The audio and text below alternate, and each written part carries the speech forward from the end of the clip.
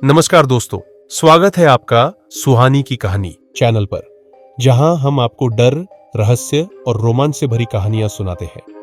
आज हम लेकर आए हैं एक ऐसी कहानी जो आपके रोंगटे खड़े कर देगी और आपके दिल में खौफ भर देगी।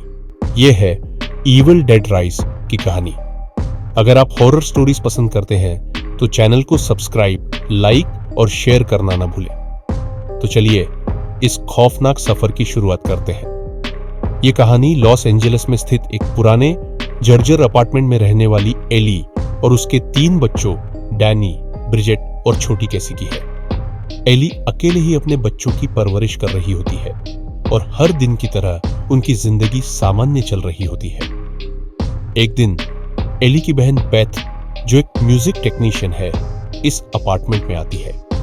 वह काफी समय बाद अपनी बहन से मिलने आई थी क्योंकि वह अपनी खुद की परेशानियों से जूझ रही थी। बेथ हाल ही में प्रेग्नेंट हुई थी और उसे समझ नहीं आ रहा था कि अब आगे उसे क्या करना चाहिए।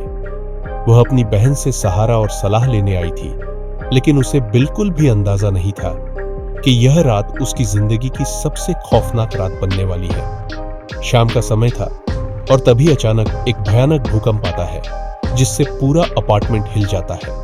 इस झटके की वजह से अपार्टमेंट की पार्किंग में एक दरार बन जाती है, जिससे नीचे एक छिपा हुआ तहखाना नजर आता है। डैनी, जो स्वभाव से बहुत जिज्ञासु था, अपने भाई बहनों को बिना बताए नीचे उतर जाता है।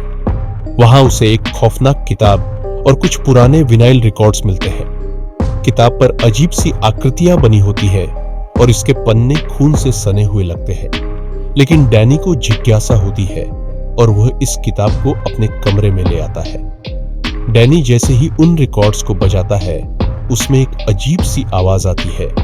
एक रहस्यमयी व्यक्ति प्राचीन भाषा में मंत्र पढ़ रहा था।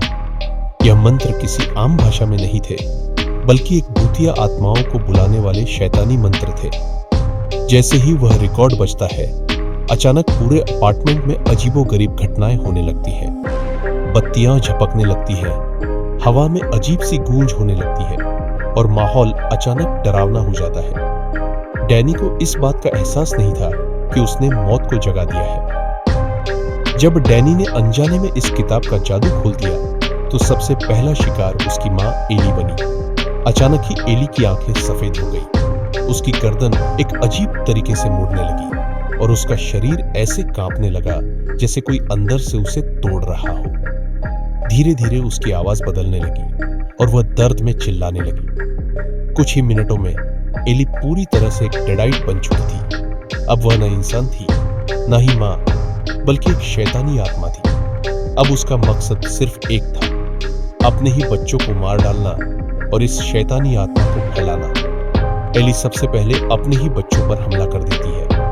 उसकी आंखों में एक अजीब सी नफरत थी और उसकी चाल किसी खौफनाक राक्षस की तरह हो चुकी थी। ब्रिजेट, जो सबसे बड़ी बहन थी, अपनी मां को इस हालत में देखकर डर जाती है। वह भागने की कोशिश करती है, लेकिन तभी एली उसे पकड़ लेती है और उसके शरीर पर अपने नुकीले नाखूनों से वार कर देती है। ब्रिजेट का खून फर्श पर बिखर जाता है और वह धीरे धीरे तड़पने लगती है। कुछ ही देर में ब्रिजेट भी एक डेडाइट बन जाती है और डैनी पर हमला कर देती है। अब डैनी और कैसी ही बचे थे। बेथ, जो अब तक इस खौफनाक मंजर को देख रही थी, समझ जाती है कि उसे इन बच्चों को बचाना होगा। लेकिन यह आसान नहीं था, क्योंकि एली और ब्रिजेट दोनों अब शैतानी आत्माएं बन चुकी थी। अब बेथ और छोटी कैसी एक बंद कमरे में छिप जाते हैं, लेकिन एली किसी भी हालत में उन्हें छोड़ने के मूड में नहीं थी। वह दरवाजे को तोड़ने की कोशिश करती है।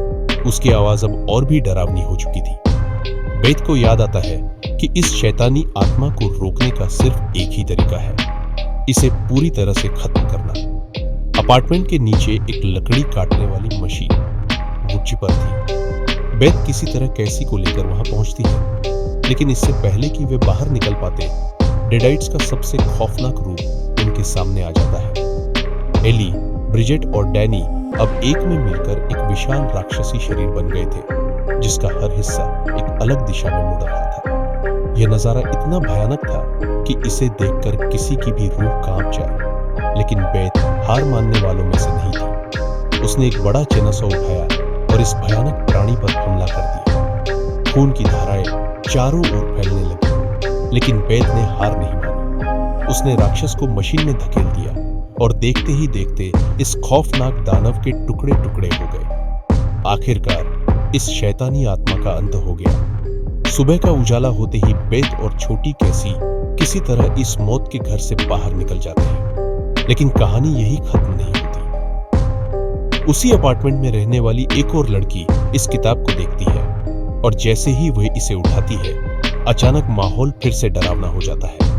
इसका मतलब था कि यह शैतानी आत्मा अभी पूरी तरह खत्म नहीं हुई थी। अगर आपको इविल डेड राइज की यह खौफनाक कहानी पसंद आई तो सुहानी की कहानी चैनल को सब्सक्राइब, लाइक और शेयर जरूर करें। और हाँ, अगली बार हम एक और खौफनाक और रहस्यमयी कहानी लेकर आएंगे। तब तक रात में अकेले मत सोना।